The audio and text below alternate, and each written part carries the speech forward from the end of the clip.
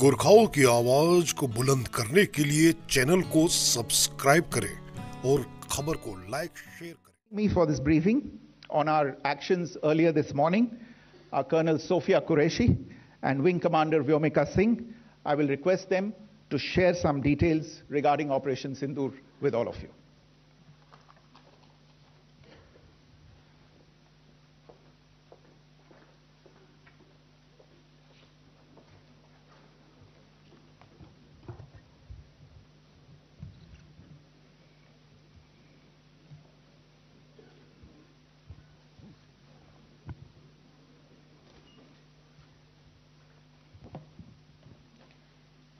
सुप्रभात देवियों और सज्जनों, मैं कर्नल सोफिया कुरैशी और मेरे साथ विंग कमांडर व्योमिका सिंह आज आपको 6 से 7 मई 2025 की रात 1:05 से 1:30 बजे के बीच भारतीय सशस्त्र बलों द्वारा अंजाम दिए गए ऑपरेशन सिंदूर के बारे में जानकारी देंगे।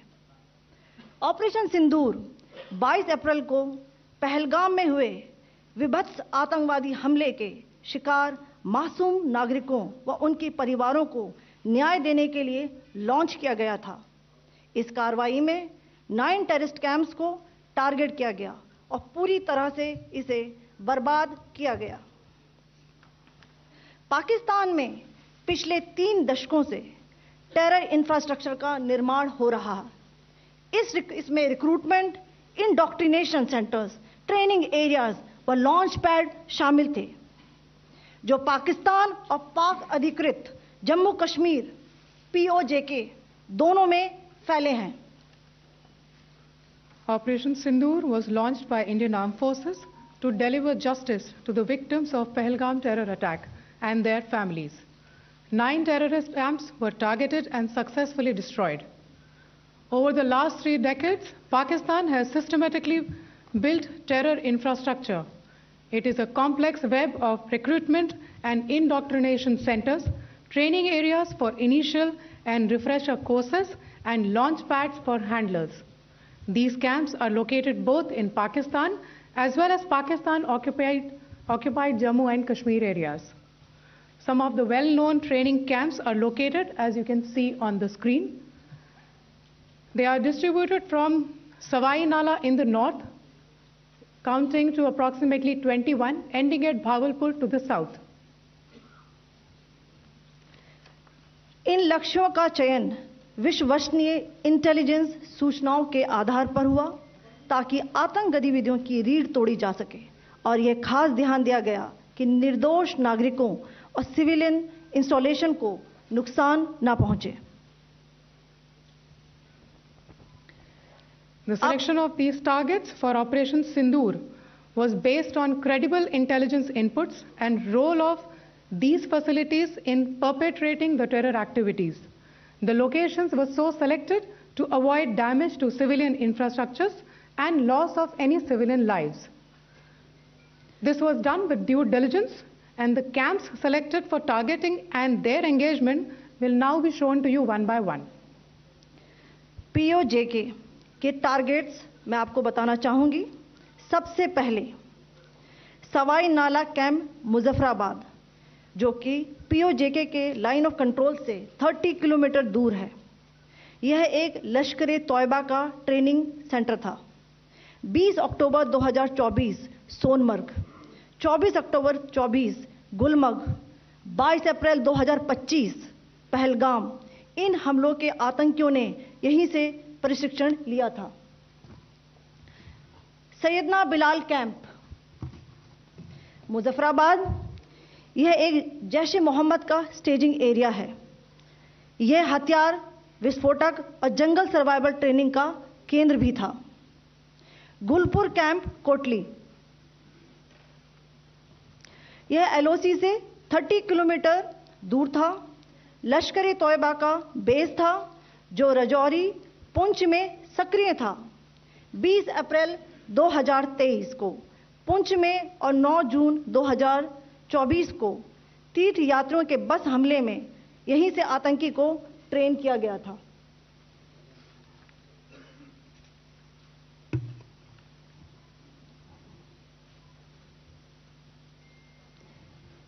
बरनाला कैंप भिंबर, ये एलओसी से 9 किलोमीटर दूर है। यहाँ पर हथियार हैंडलिंग, आईईडी व जंगल सर्वाइवल का प्रशिक्षण केंद्र था। अब्बास कैंप कोटली,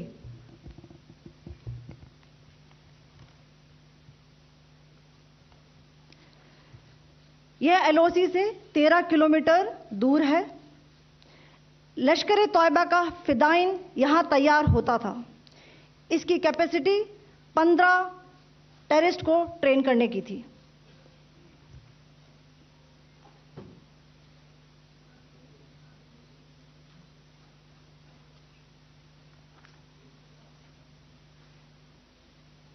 अब मैं पाकिस्तान के अंदर के टारगेट से अवगत कराना चाहूंगी। पहला, सर्जल कैंप सियालकोट। यह अंतर्राष्ट्रीय सीमा से 6 किलोमीटर की दूरी पर है, सांबा कठवा के सामने।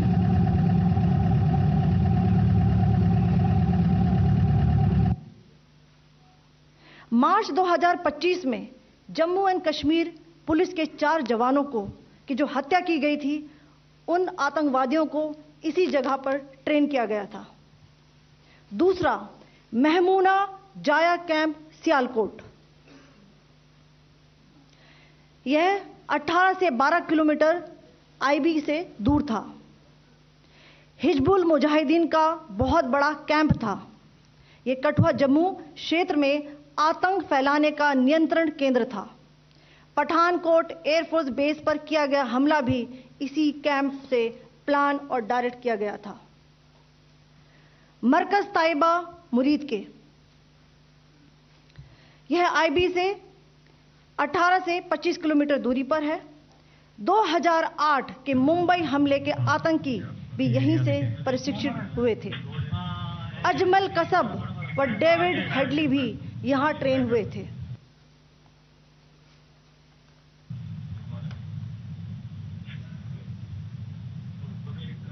आगे दूसरा आया।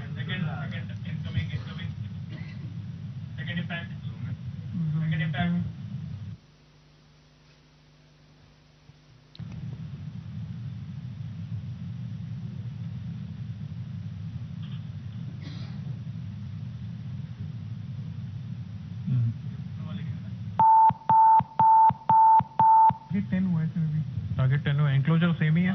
7 it is hit the target. हाँ हाँ।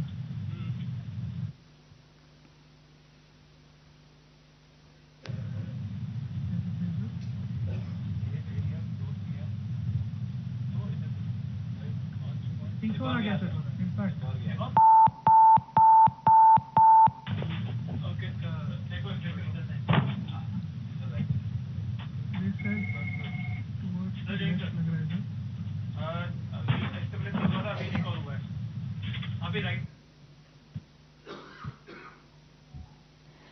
मरकज सुभान अल्लाह भावलपुर, यह इंटरनेशनल बाउंड्री से 100 किलोमीटर दूर है।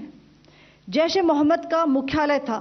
यहाँ पर रिक्रूटमेंट, ट्रेनिंग व इंडॉक्ट्रिनेशन का केंद्र भी था। शीर्ष आतंकी अक्सर यहाँ आते थे। मैं आप सबको बताना चाहती हूँ कि किसी भी सैन्य ठिकाने का निशाना नहीं बनाया गया और अभी तक किसी तरह की नागरिक क्षति की रिपोर्ट नहीं है। धन्यवाद। जय Hind. The strike on the terror camps were undertaken through precision capability, as shown to you. A niche technology weapons with careful selection of warheads was ensured so that there will be no collateral damage. The point of impact in each of the target was a specific building or a group of buildings. All the targets were neutralized with clinical efficiency, and the results reiterate the professionalism of the Indian Armed Forces in the planning and execution of their operations. No military establishments were targeted. India has demonstrated considerable restraint in its response. However, it must be said that the Indian Armed Forces are fully prepared to respond to Pakistani misadventures, if any, that will escalate the situation. Jai Hind, and thank you very much. Ladies and gentlemen, friends in the media, I ask your indulgence today in view of the fact that this is still an evolving situation. We will therefore not be able to take questions and answers today, but we will come back for more updates and more briefings shortly. Thank you all very much for joining us this morning. Thank you. Jai Hind.